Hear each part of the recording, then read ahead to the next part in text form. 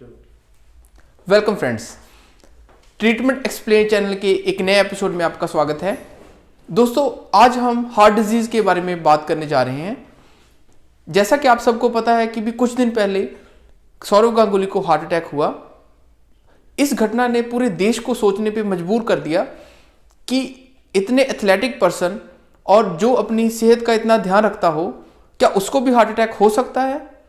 तो दोस्तों, आज हम उन्हीं टॉपिक्स पे बात करेंगे कि हार्ट अटैक में को डायग्नोसिस करने के लिए कौन कौन से मेथड्स हैं, और अगर इसको टाइम रहते डायग्नोस कर लिया जाए तो हम इसकी प्रिवेंशन कर सकते हैं और इसके लिए जो प्रिवेंटिव मेजर्स हैं उसको अपना सकते हैं।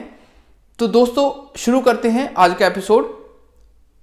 एक बार मैं आपको रिक्वेस्ट करूंगा कि भी अगर आपने हमारा चैनल सब्सक्राइब नहीं किया तो प्लीज सब्सक्राइब कर लीजिए एंड बेल आइकन दबा दीजिए ताकि जो नई नोटिफिकेशंस आपको जल्दी से जल्दी मिलती रहे।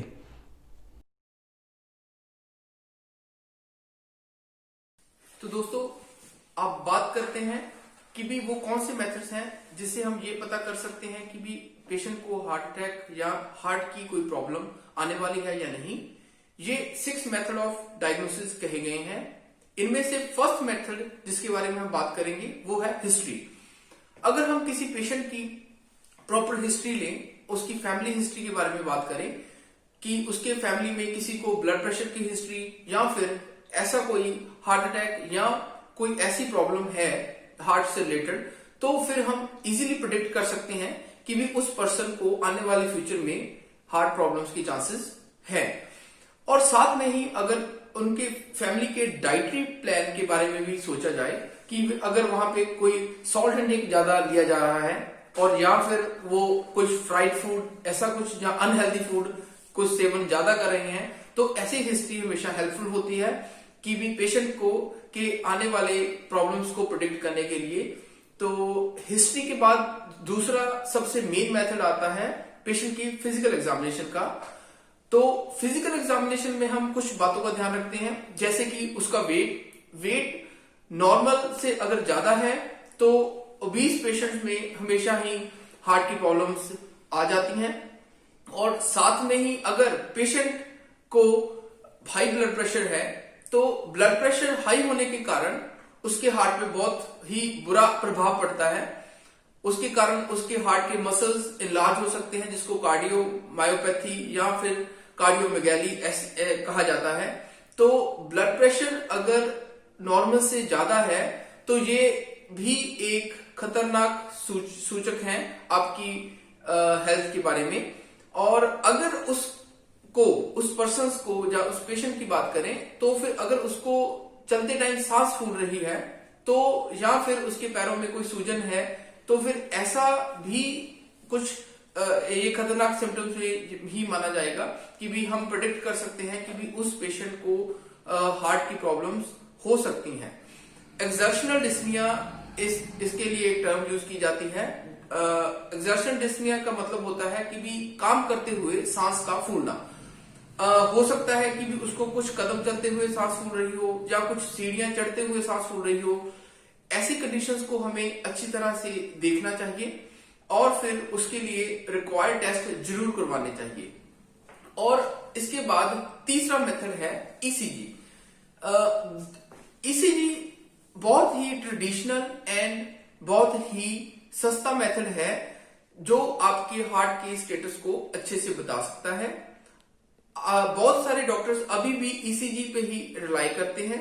ईसीजी इतनी फेमस इसलिए है क्योंकि ये एक तो इसकी अवेलेबिलिटी बहुत ही ज्यादा इजी है और दूसरा इसकी लो कॉस्ट है।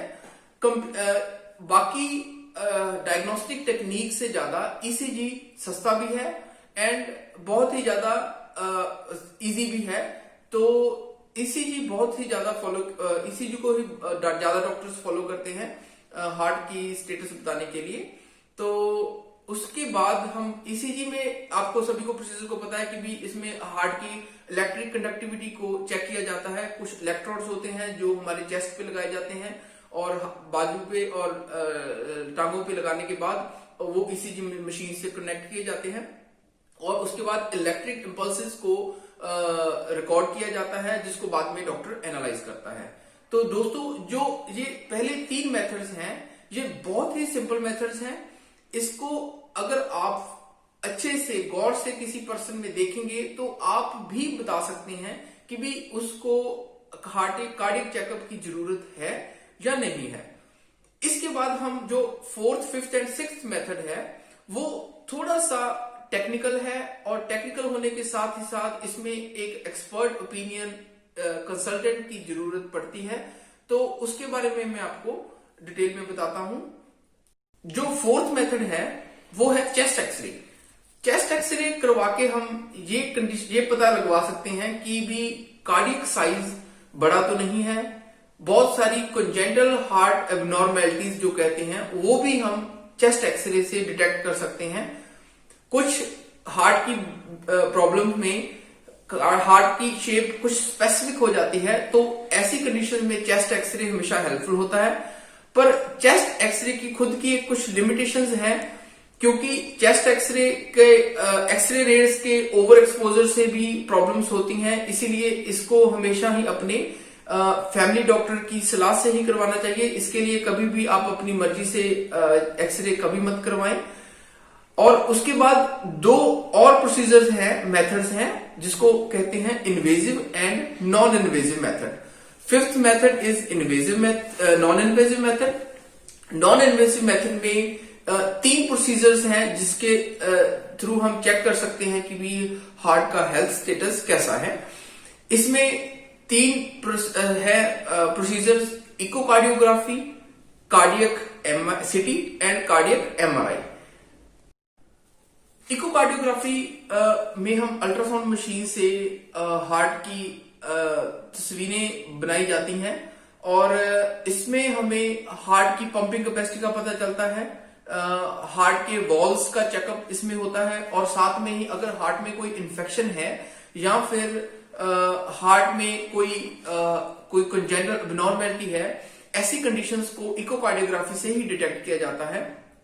और साथ में ही पेरिकार्डियल डिजीज, जो कि हार्ट की आउटर कवरिंग में अगर कोई इन्फेक्शन है, उस कंडीशन को भी इकोकार्डियोग्राफी से अच्छे से डायग्नोज किया जा सकता है। नॉन इन्वेजिव मेथड से यहां पे मेरा मतलब है कि भी ऐसे प्रोसीजर जिसमें कुछ भी इंजेक्ट ना करना पड़े। इसमें एक और प्रोसीजर है जिसको हम कहते हैं कार्डियक सीटी एंड कार्डियक एमआरआई। कार्डियक सीटी कंपैरेटिवली एमआरआई से थोड़ी सी सस्ती भी है, और साथ में ही इसमें हमें काफी कुछ पता चल जाता है। उसके बारे में हम बताएं तो इसमें एक डाई इंजेक्ट की जाती है हमारी बॉडी में, और उस डाई को बाद में सीटी स्कैन से डिटेक्ट किया जाता है। कार्डियक की हार्ट की हमें 3D इमेजेस बनाई जाती हैं, और इन इमेजेस को बाद में एनालाइज किया जाता है। इसमें कॉरोनरी आर्टरी, जो कि हार्ट का मेन ब्लड सप्लाई करती है, उसकी कोई ब्लॉकेज है, इन चीजों को हम इजीली डायग्नोज कर सकते हैं। अब नॉन इन्वेजिव मेथड्स को मैं अच्छा क्यों मानता हूं? क्योंकि इसमें ज्यादा कोई भारी भरकम प्रोसीजर नहीं है। पेशेंट सुबह जाके अब 2 घंटे बाद 4 घंटे बाद अपने घर पे वापस आ सकता है। इसमें हॉस्पिटलाइजेशन की जरूरत नहीं होती, एंड इसमें कोई भी ऐसा रिस्क फैक्टर नहीं है कि भी जिसमें पेशेंट की कोई जान का खतरा हो या फिर कुछ ऐसा हो। तो कार्डियक सीटी एंड कार्डियक एमआरआई जो आजकल लेटेस्ट ट्रेंडिंग में है, जिससे हमें काफी कुछ पता चल जाता है, एंड ये सुपीरियर भी माने गए हैं, काफी कंफर्मेटिव भी होती हैं। तो अगर पेशेंट को अभी कोई प्रॉब्लम नहीं है, पर उसकी एज 40 to 50 है, और अगर हम सोच रहे हैं कि उसको कुछ ऐसी प्रॉब्लम्स हो सकती हैं, तो हम कार्डियक सीटी और कार्डियक एमआरआई के लिए जा सकते हैं। हाँ, कंपैरेटिवली इकोकार्डियोग्राफी से इसका प्राइस थोड़ा सा ज्यादा होता है, पर ये सिर्फ जिन पेशेंट्स को में रिस्क फैक्टर्स ज्यादा हैं, तो उनमें हम कार्डियक सीटी या कार्डियक एमआरआई करवाएंगे। तो जो लास्ट मेथड है वो है इन्वेजिव मेथड। तो दोस्तों, अगर किसी को चेस्ट पेन है, किसी को एंजाइना पेन है, तो अगर उसका डायग्नोसिस अच्छे से इन 5 मेथड से अच्छे से नहीं हो रहा, तो फिर हमें कई बार ब्लॉकेज कहाँ पे है, कौन से लेवल पे है, उसको चेक करने के लिए कार्डियक एंजियोग्राम करना पड़ता है। आपने एंजियोग्राफी प्रोसीजर के बारे में सुना होगा। एंजियोग्राफी प्रोसीजर इन्वेसिव मेथड्स में आता है। इसमें क्या करते हैं कि भी एक कैथेटर आर्टरी में इंसर्ट करते हैं और उसके थ्रू एक डाई इंजेक्ट की जाती है हमारे कॉर्नरी आर्टरी में, और उसको बाद में रिकॉर्ड किया जाता है कि कहीं पे कोलेस्ट्रॉल के पैचेस तो नहीं है कॉर्नरी आर्टरी में, या ब्लॉकेज किस लेवल पे है, या फिर उसमें ब्लड फ्लो की परसेंटेज कितनी है। दोस्तों, जैसे जैसे हमारी उम्र बढ़ती है वैसे वैसे हमारी आर्टरीज में जो ब्लड फ्लो है वो कम होने लगता है। अगर हमारी फिजिकल एक्टिविटी कम है तो ये सब कुछ हाई कोलेस्ट्रॉल के कारण हो सकता है। तो ऐसी कंडीशंस, जो कोलेस्ट्रॉल है वो हमारे कॉर्नरी आर्टरीज में प्लेक्स बना देता है, जिससे वो कॉर्नरी आर्टरी में ब्लड सप्लाई कम होती है, और ब्लड सप्लाई कम होने के कारण हार्ट के मसल्स में ऑक्सीजन कम जाती है, जिसके कारण हार्ट पेन होती है, जिसको एंजाइना कह देते हैं।